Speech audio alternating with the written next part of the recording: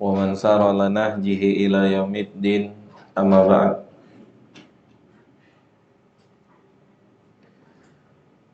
Allahumma la ilma lana illa ma 'allamtana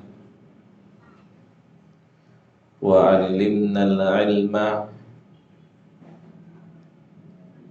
wanfa'na bima 'allamtana wa zidna ilma.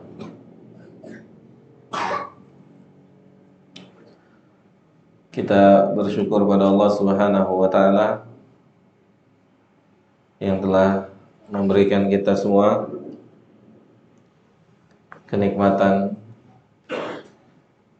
yang sangat besar, yang sangat banyak. Di antara nikmat itu adalah nikmat kita bisa belajar ilmu agama.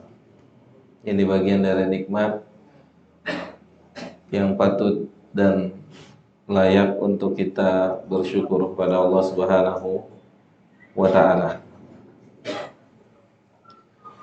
Dan berikutnya jamaah, kita mohon pada Allah Subhanahu wa taala semoga Allah membimbing kita di majelis ini. Semoga Allah memberikan pertolongan pada kita di dalam majelis ini, sehingga kita bisa mendapatkan hasil yang maksimal di dalam majelis ini. Karena sama-sama kita rasakan ketika kita melakukan sebuah ritual ibadah, maka saat itulah syaitan bekerja keras mengganggu kita dari berbagai macam gangguannya, ngantuk, letih, lelah, dan seterusnya. Maka kita mohon pada Allah Subhanahu wa taala semoga Allah tolong kita semua untuk bisa memanfaatkan kesempatan yang Allah berikan pada kita semua. Jamaah yang dimuliakan oleh Allah,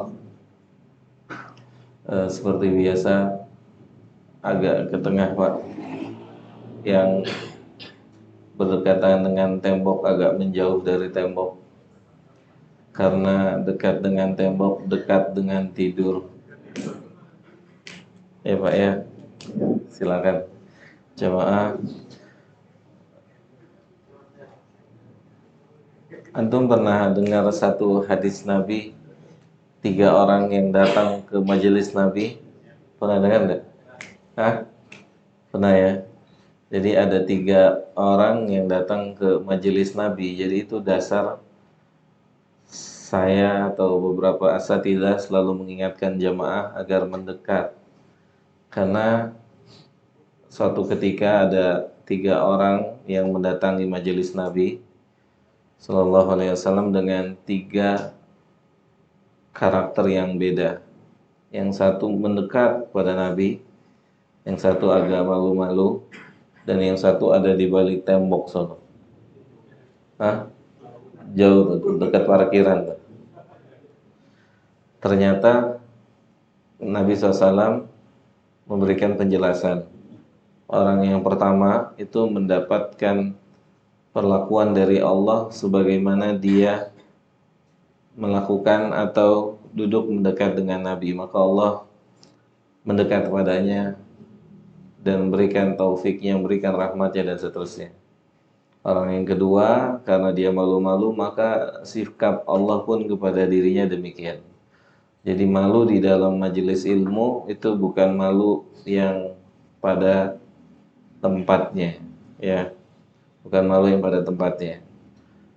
Kita akan berusaha jadikan majelis ini benar-benar majelis ilmu, bukan majelis jiping. Tau jiping dah tuh? Ngaji nguping gitu ya. Kita jadikan majelis ini majelis ilmu yang antum latih diri antum, kita latih diri kita Ya, antum latih menulis, latih membaca, ya. Sebelum datang sini, yang terbaik baca dulu kitab Tauhid, kemudian persiapkan materi yang akan kita bahas dan seterusnya sebagaimana para pelajar. Dan orang yang ketiga mendapatkan perlakuan yang sama juga dari Allah, karena dia menjauh maka Allah menjauh dari orang ketiga. Baik jamaah, kita mulai masuk pada pembahasan kita, Kitab Tauhid karya Syekh Shalih Fauzan Al-Fauzan hafizahullahu taala. Semoga Allah taala menjaga beliau. Semoga Allah taala senantiasa memberkahi usia beliau. Dan semoga Allah menerima karya ilmiah beliau ini sebagai amal saleh yang dapat memberatkan dalam timbangan kebaikan beliau nanti di hari kiamat. Baik jamaah, kita masuk kepada pembahasan yang mana? Nah, antum yang punya buku, kita sampai di pembahasan yang mana? Masadiru al-aqidah al-faslu al-thani. Al-faslu al-thani, yaitu fasal yang kedua. Kita masuk kepada pasal yang kedua. Waalaikumsalam. Kita masuk pada pasal yang kedua. Mas Yudi mungkin dikoordinir pekan depan bapak-bapak bukunya. Insyaallah biar punya buku ya Pak ya. Dikoordinir untuk, atau bagaimana caranya bisa punya buku agar bisa lebih efektif ya. Tentunya kita pengen hasilnya maksimal. Al-Fasl Ats-Tsani. Al-Fasl Ats-Tsani. Pak Gatot punya buku? Enggak punya, belum punya. Sebelahan berdua Pak Gatot. Kalau enggak berdua nanti bismika Allahumma amut. Oke. Silakan yang punya buku boleh untuk sementara berdua atau bertiga dengan temannya yang punya buku. Masadiru al-aqidati. Pasal yang kedua, Syekh Shalih Fauzan memberikan judul Masadirul Aqidati wa manhajus salafi fi talaqqiha, yakni asas akidah atau sumber-sumber akidah,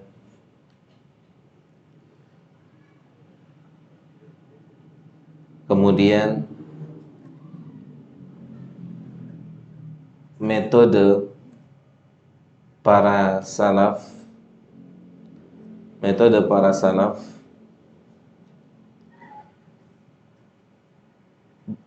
menerima akidah. Bagaimana metode para salaf dalam menerima akidah yang mereka yakini dalam hidup mereka. Metode para salaf dalam menerima akidah yang mereka pernah yakini.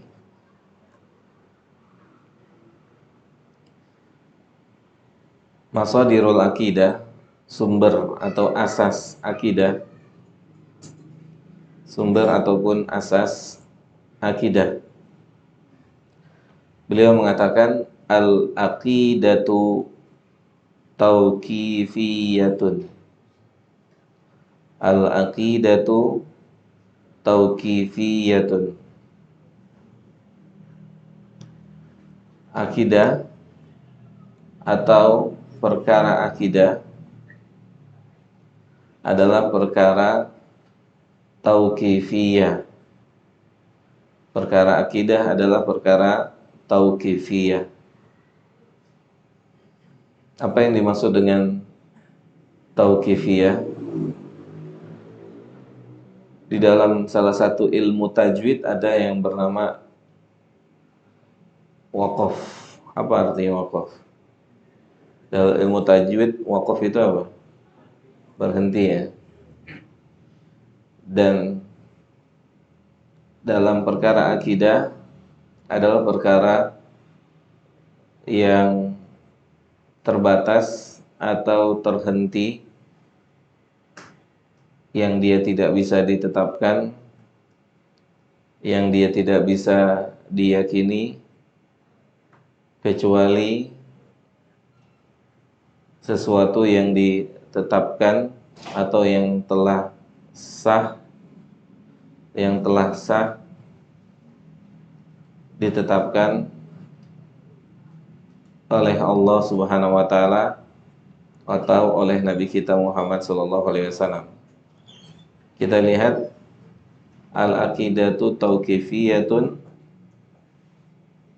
fala tasbut illa bidalilin minasyari'.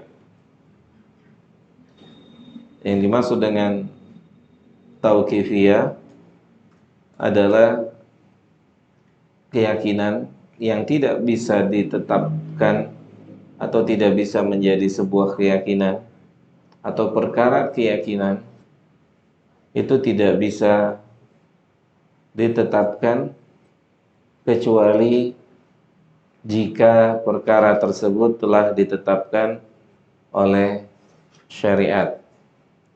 Dikunci. Perkara akidah itu terhenti, terbatas hanya pada hal-hal yang ditetapkan oleh syariat,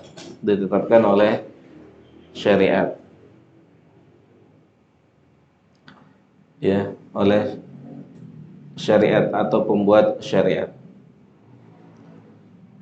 Pembuat syariat itu siapa? Allah tunggal. Kalau Nabi membuat syariat atau tidak? Enggak. Jangan keliru Pak ya. Nabi tidak menetapkan syariat. Syariat itu ditetapkan oleh Allah. Nabi membawa syariat, menyampaikan syariat. Makanya kenapa di Al-Quran bunyinya wa ma yantiqu 'anil hawa in huwa illa wahyu yuha. Dia tidak berbicara dengan hawa nafsunya kecuali yang beliau sampaikan sallallahu alaihi wasallam adalah berdasarkan wahyu yang Allah berikan. Berdasarkan wahyu yang Allah berikan. Jadi Nabi tidak membuat syariat, pembuat syariat adalah Allah Subhanahu wa ta'ala. Jadi perkara akidah, perkara keyakinan itu tidak bisa ditetapkan, kecuali hanya yang ditetapkan oleh pembuat syariat. Itu yang dimaksud dengan tauqifiyah. Kemudian penjelasan tambahan dari beliau hafizahullah, wala majala fiha li ra'yi wal ijtihadi.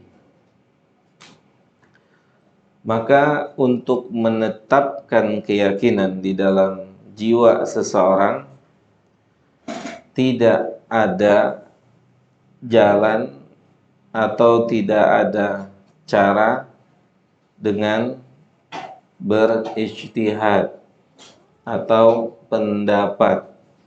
Ya, menetapkan keyakinan itu tidak bisa atau tidak ada peluang atau tidak ada jalan untuk ruang ijtihad atau pendapat. Tidak bisa.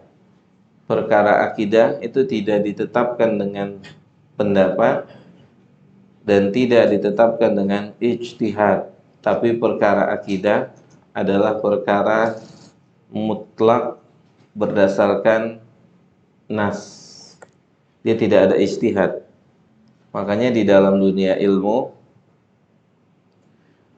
itu dikatakan hampir tidak ada khilaf antara para ulama dalam perkara akidah.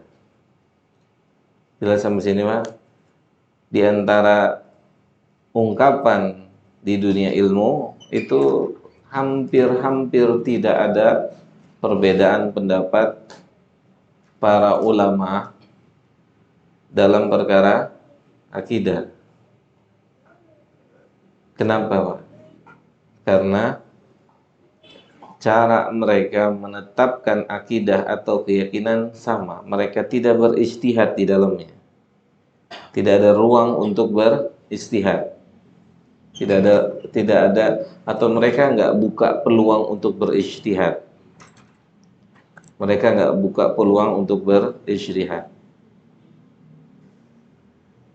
Coba kita kembali mengingat apa?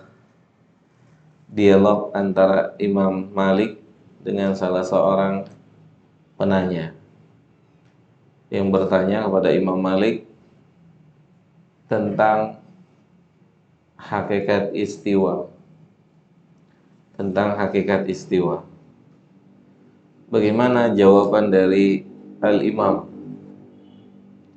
Beliau mengatakan apa? Al-istiwa ma'lumun. Istiwa itu adalah suatu perkara atau satu lafaz yang sudah diketahui oleh orang-orang yang mengerti bahasa Arab. Istiwa itu sudah difahami. Seperti misalnya kita, ya, ketika kita berbicara tentang satu kata dalam bahasa Indonesia, maka perkataan itu adalah perkataan yang sudah ma'ruf, tidak perlu lagi dijelaskan, tidak perlu lagi diperinci. Misalkan saat kita bilang duduk ma'ruf, duduk orang tahu, nggak perlu lagi ada perincian. Maka Imam Malik mengatakan al-istiwa'u ma'lum. Istiwa itu satu lafaz yang maklum, satu lafaz yang sudah difahami oleh orang-orang yang mengerti bahasa. Kemudian Al-Imam mengatakan wa kaifiyatuha majhul. Kaifiyatuha majhul. Dan cara istiwa, ya, cara istiwa itu atau bagaimana istiwanya Allah itu sesuatu hal yang tidak diketahui. Sesuatu hal yang tidak diketahui. Majhul, dia enggak diketahui. Ya, jamaah. Jadi imam mengatakan hakikat atau perincian dari istiwa itu majhul, enggak diketahui. Kenapa enggak diketahui, Pak? Kenapa, jemaah? Siapa yang bisa jawab? Saya kasih teh yang baru ada di meja saya. Kenapa, Pak Gatot? Kenapa enggak diketahui? Karena akal enggak nyampe. Terus yang lain? Ayo, silakan. Saya tambahin deh air dingin. Silakan. Bentar, Pak, yang belakang dulu. Apa? Kata akan sama dengan makhluk. Baik, Bapak. Di luar nalar manusia. Ada yang lain? Nah, kalau gini alhamdulillah nih jadi belajar, nggak ada yang ngantuk ya, Pak ya. Antum jaga situasi kondisi belajar kayak gini. Gimana? Ada yang lain? Silakan. Kalau antum paham pembahasan awal, antum bisa jawab dengan jawaban yang benar. Gimana, Pak? Hah? Ada yang mau angkat tangan? Yang mau angkat kaki ada? Apa? Pak Ridwan. Ini tauqifiyah karena keterangan nasnya hanya sampai Allah istiwa di atas arsy, tidak ada keterangan bagaimana Allah istiwa. Itu namanya tauqifiyah. Paham enggak tuh? Paham enggak Bapak? Karena dalil yang datang beritanya cuma atau hanya sampai memberitakan kalau keberadaan zat yang maha suci itu ada di atas arsy, dan tidak ada dalil atau wahyu yang berbicara lebih tentang perkara ini. Makanya dikatakan Imam Malik, wa kaifiyatuha majhul. Hakikat istiwa itu nggak ada yang tahu. Nggak ada yang tahu bukan berarti tidak ada cara istiwa. Ada nggak cara istiwanya? Ada. Tapi yang tahu ya cuman Allah. Kitanya, buat kita majhul. Kita tidak mengingkari cara istiwa. Antum harus paham. Kita tidak mengingkari. Yang kita ingkari ilmu tentang cara istiwa. Adapun cara istiwanya ada apa tidak? Ada nggak cara beristiwanya? Ada. Tapi itu majhul untuk kita. Asing. Kita nggak tahu. Karena Allah tidak beri kabar tentang bagaimana dia istiwa. Makanya dikatakan oleh Imam majhul. Majhul itu untuk siapa? Majhul itu artinya tidak diketahui. Untuk siapa? Untuk kita. Tidak diketahui cara istiwa bukan menafikan cara istiwa. Cara istiwa itu ada atau tidak? Ada. Dan yang mengetahuinya siapa? Dia sendiri. Dia sendiri. Dia tidak kasih informasi tentang cara istiwanya. Mafhum sampai sini? Jelas nggak? Jelas ya? Majhul untuk siapa? Untuk kita. Untuk Allah majhul? Enggak. Buat dia tidak majhul. Dia tahu. Oke. Ini penting. Imam Malik mengatakan wa kaifiyatuha majhul. Hakikat cara istiwa itu nggak ada yang tahu satupun. Nggak ada yang tahu bukan berarti tidak ada caranya. Ada, tapi yang tahu cuma dia sendiri, Rabbul Izzah. Gitu, ya.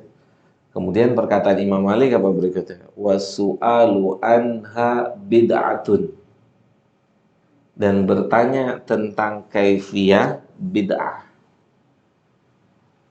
Bertanya tentang kaifiyah itu melampaui batas. Bid'ah itu melampaui batas, bid'ah. Kalau ingin ditanyakan perkara kaifiyah secara tafsil, maka harusnya pertanyaan ini muncul di zaman di masa nabinya hidup. Paham nggak? Karena beliau sebagai pembawa wahyu. Ya, makanya Imam mengatakan pertanyaan tentang kaifiyahnya itu pertanyaan bid'ah. Yang nggak ditanya, tidak ada satu orang pun yang bertanya kepada siapa? Kepada pembawa wahyu. Kenapa mereka nggak bertanya? Kenapa? Kenapa mereka, para sahabat, nggak bertanya kepada sang pembawa wahyu? Karena memang mereka dididik oleh Nabi Sallallahu Alaihi Wasallam untuk tidak banyak bertanya, berhenti sampai penjelasan Nabi Sallallahu Alaihi Wasallam. Yang dijelaskan mereka cari tahu pemahamannya, yang tidak dijelaskan udah diam. Itu sahabat, mentalnya begitu. Mental para sahabat itu dididik oleh Nabi seperti itu. Ya.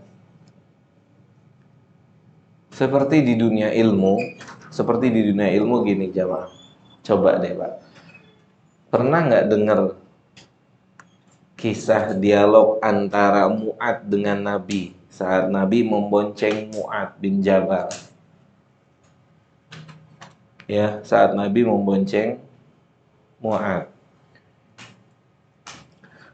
yaitu ketika Nabi bilang sebuah berita gembira bagi siapa saja yang mengucapkan apa?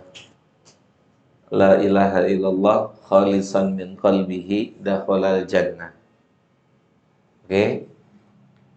Siapa saja yang mengucapkan la ilaha illallah, siapa saja yang mengucapkan apa? La ilaha illallah itu dari dalam hatinya, maka dia masuk surga. Pernah dengar kisah ini? Apa respon Mu'ad apa? Ya Rasulullah, boleh nggak saya viralkan hadis ini? Gitu. Boleh nggak saya viral ini? Boleh nggak saya viralkan hadis ini? Apa kata Nabi? La, nggak boleh.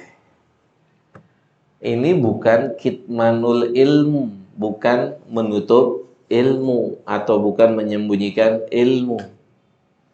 Tapi lihat perkataan Nabi, kalau hadis ini diviralkan tanpa ada bayan atau penjelasan, itu akan timbul pemahaman yang salah dengan hadis ini.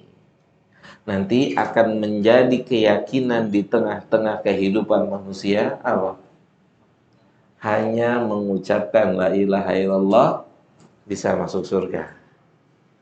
Walaupun kehidupannya menyelisihi kalimat la ilaha illallah.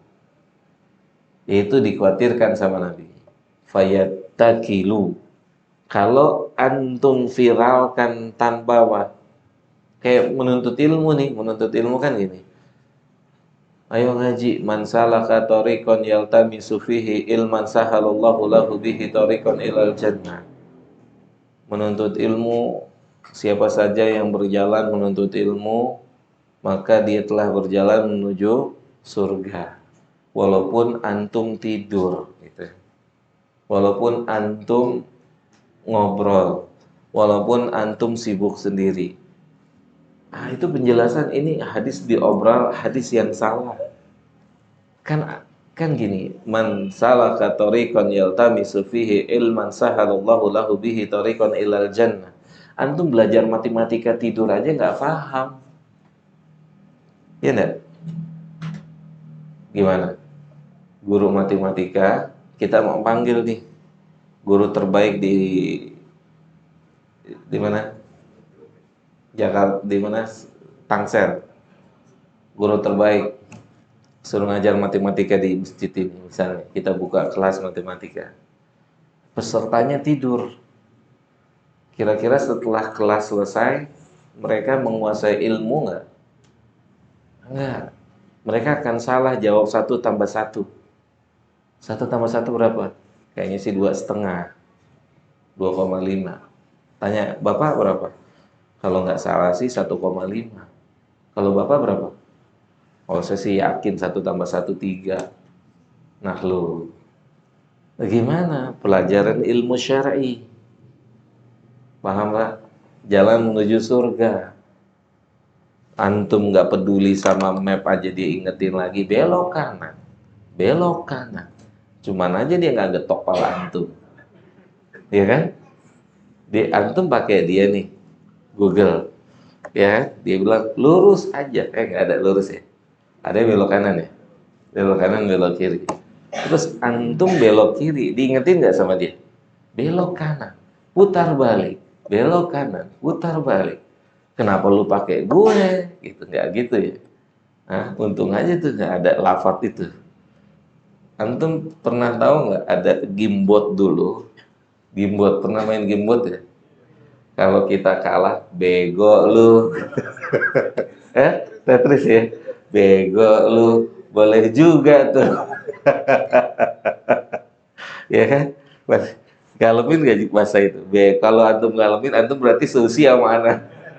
Kalau antum tidak tahu, ya antara antum di atas saya atau antum di bawah saya. Ya kan? Antum tahu kan? Bego lu, boleh juga tuh. Pinter juga.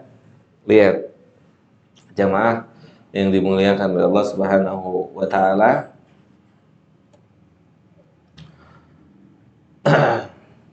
Kita kembali kepada pembahasan kita. Jadi, kenapa Al-Imam mengatakan as-su'alu anha bid'ah? Bertanya tentang perkara atau memperinci perkara itu perkara yang bid'ah. Perkara yang bid'ah. Kenapa? Karena sang pemberi wahyu dan yang membawa wahyu, ya Allah dan Nabi SAW, tidak menurunkan keterangannya sampai di situ, enggak. Tapi keterangannya hanya berhenti Ar-Rahmanu 'alal arsy istawa. Udah titik sampai di situ. Udah titik sampai di situ. Maka ketika timbul pertanyaan, ya, ketika timbul pertanyaan melampaui nas, itu namanya overlapping, bid'ah, karena nggak ditanya. Ketika Nabi tanya sama seorang budak, gimana? Aina Allah, di mana Allah? Sang budak itu berkata, Allahu fis sama, Allah di atas langit, alal arsy. Setelah itu Nabi bilang apa? I'tiqha, bebaskan, merdekakan wanita ini karena dia adalah seorang wanita mukminah. I'tiqha. Nabi tidak bertanya, Allah ngapain di atas arsy? Terus kalau Allah turun, arsy isinya siapa? Pertanyaan ini gak pernah datang dari orang-orang waras di zaman Nabi. Mereka diem. Kenapa mereka diem? Karena gak ada keterangannya, gak ada wahyu tambahannya. Ubaidah dulu. Ya, karena tidak ada apa? Wahyu, maka gak ditanya sama mereka, gak ditanya sama para sahabat radhiyallahu taala anhum. Lihat pernyataan Imam Malik berikutnya apa? Apa kata Imam Malik? Dan saya yakin Anda adalah ahli bid'ah. Itu, dan saya yakin Anda adalah ahli bid'ah. Subhanallah. Kenapa begitu percaya diri, begitu yakin bahwa dia bid'ah? Karena pertanyaan seperti ini nggak pernah keluar dari siapa? Para sahabat radhiyallahu taala anhum. Sudah cukup Ar-Rahman 'alal arsy istiwa. Nah, itu dia tadi yang Bapak sebutin. Di luar nalar kita, di luar kemampuan kita untuk bisa mengetahui sesuatu yang tidak ada nasnya. Terus kalau Allah turun, di atas siapa? Kenapa antum pikirin? Paham nggak? Kenapa antum tanyain? Kan jadi pusing kan pala antum? Iya kan? Berarti kalau Allah turun, yang di atas arsy siapa? Kan malam beda-beda ya. Saat Indonesia malam, negara lain siang. Oke, berarti kan malam setiap hari itu. Berarti sepertiga malam, berarti langit kosong dong setiap hari. Itu. Antum merepotkan diri antum sendiri. Sudah cukup. Allah istiwa, selesai. Gitu. Terus timbul pertanyaan berikutnya.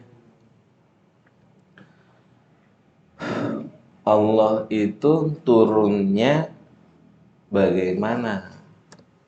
Ini orang-orang keder berikutnya nih. Turunnya pakai apa? Gitu kan. Dibayangin, antum nyusahin diri antum sendiri. Udah ketika bicara tentang Allah itu pakai satu kaidah apa? Laisa kamitslihi syai'. Udah bicara tentang Allah udah. Antum pikirin sih, kalau ana lagi di atas turun ke bawah kan kosong. Ya kan? Apa sih dasar dasar pertanyaan itu apa? Dasar pertanyaan yang ngisi di atas siapa? Coba ana bayangin dulu. Kalau ana lagi lantai 2, terus ana turun ke lantai 1 kan kosong. Berarti kalau Allah turun atas kosong dong. Berarti antum menyamakan antum sama Allah. Sahih? Gitu. Sementara Allah bilang laisa kamitslihi syai'. Jelas Pak Gatot? Gitu. Jadi nggak usah ditanya ntar ya. Sudah jelas. Laisa kamitslihi syai'. Allah turunnya pakai apa? Naik apa? Kita yang melampaui batas. Itu yang disebut dengan al-aqidah tauqifiyatun. Akidah itu perkara tauqif, waqaf, berhenti sampai di mana nas bicara. Berhenti sampai di mana nas bicara. Nas bicara tentang masalah istiwa. Nas berbicara tentang masalah istiwa itu berhenti hanya sampai kalau Ar-Rahman istiwa di atas arsy, berhenti di situ. Dan kemudian Ar-Rahman itu turun ke langit dunia di sepertiga malam. Dan Ar-Rahman tidak memberitahu bagaimana dia turun. Udah selesai situ, dia turun. Antum jangan masuk ruang ijtihad. Makanya kata Syekh Shalih Fauzan, tidak ada ruang untuk berijtihad untuk perkara akidah. Tidak ada perkara ijtihad, tidak ada takwil. Udah berjalan sesuai dengan letter luck-nya ayat dan hadis yang berbicara. Ya, kalau masuk ruang ijtihad nanti orang akan berijtihad.